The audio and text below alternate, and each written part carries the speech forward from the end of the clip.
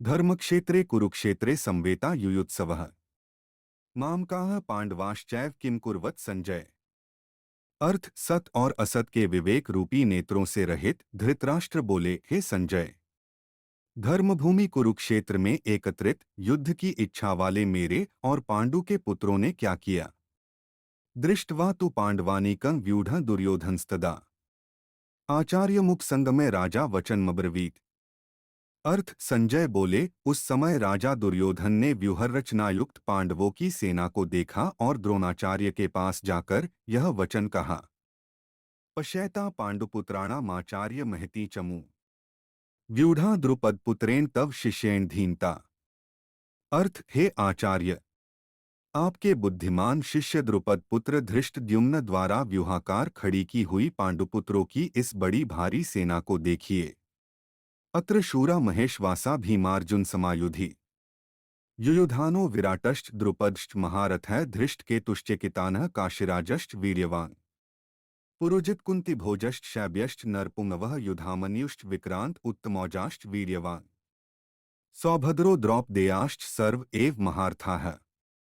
अर्थ इस सेना में बड़े बड़े धनुषों वाले तथा युद्ध में भीम और अर्जुन के समान शूरवीर सात्विक और विराट तथा महारथी राजा द्रुपद है, धृष्टकेतु और चेकितान तथा बलवान काशिराज, पुरुजित, कुंतीभोज और मनुष्यों में श्रेष्ठ शैब्य, पराक्रमी युधामन्यु तथा बलवान उत्तमौजा, सुभद्रा पुत्र अभिमन्यु एवं द्रौपदी के पांचों पुत्र, ये सभी महारथी है। अस्माकं तु विशिष्टा ये तान् निबोध द्विजोत्तम नायका मम सैन्यस्य संज्ञार्थं तान् ब्रवीमीते।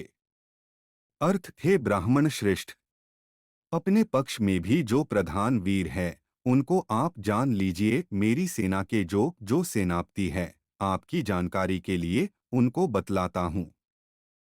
भवान भीष्मश्च कर्णश्च कृपश्च समितिञ्जयः अश्वत्थामा विकर्णश्च सौमदत्तिस्तथैव च। अर्थ आप द्रोणाचार्य और पितामह भीष्म तथा कर्ण और संग्राम विजय कृपाचार्य तथा अश्वत्थामा, विकर्ण और सोमदत्त का पुत्र भूरिश्रवा, अन्ये च बहवः शूरा मदर्थे त्यक्तजीविता है, नाना शस्त्र प्रहरणाय सर्वे युद्ध विशारदा है। अर्थ और भी बहुत से ऐसे शूरवीर जिन्होंने मेरे लिए अपने जीवन की आशा को त्याग दिया है, अनेक प्रकार के शस्त्रों से सुसज्जित तथा सभी के सभी युद्ध में कुशल है। अपर्याप्तम तदस्माकं बलं भीष्माभिरक्षितम् पर्याप्तं त्विद्मेतेषां बलं भीमाभिरक्षितम्। अर्थ भीष्म पितामह द्वारा रक्षित हमारा सैन्य बल पर्याप्त नहीं होगा और भीम द्वारा रक्षित इन लोगों का सैन्य बल अधिक है। अनेषु च सर्वेषु यथाभागं वस्थिता है भीष्ममेवाभिरक्षन्तु भवन्तः सर्व एव ही। अर्थ इसलिए सब मोर्चों पर अपनी अपनी जगह स्थित रहते हुए आप सभी लोग भीष्म पितामह की ही सब ओर से रक्षा करें। तस्य संजनयन् हर्षं कुरुवृद्धः पितामहः सिंहनादं विनद्योच्चैः शंख दधमो प्रतापवान। अर्थ उस दुर्योधन के हृदय में हर्ष उत्पन्न करते हुए कौरवों में श्रेष्ठ प्रतापी पितामह भीष्म ने उच्च स्वर से सिंहनाद करते हुए शंख बजाया।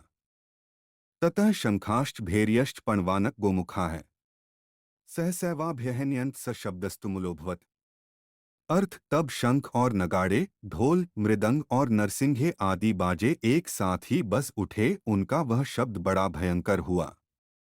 ततः श्वेतैर्हैर्युक्ते महति स्यंदने स्थितौ माधवः पांडवश्चैव दिव्यौ शंखौ प्रदधमतुः। अर्थ इसके पश्चात सफेद घोड़ों वाले उत्तम रथ में बैठे हुए भगवान श्री कृष्ण और अर्जुन ने भी अलौकिक शंख बजाए।